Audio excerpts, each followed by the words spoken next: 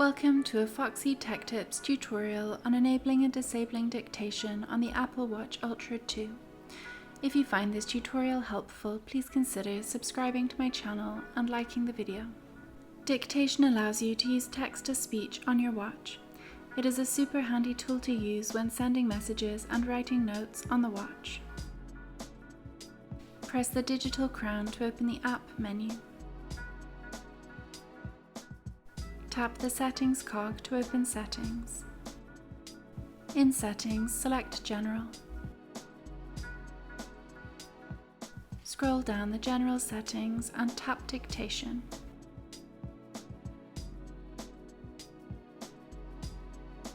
You can now tap the toggle to the right of Dictation to enable and disable the setting. Tap Turn off Dictation on the pop-up to disable dictation.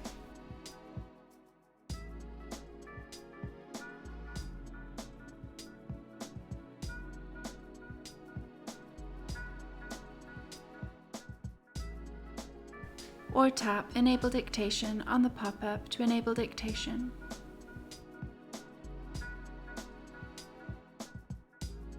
You can also choose whether you would like auto-punctuation switched on or off here. And that draws an end to this tutorial.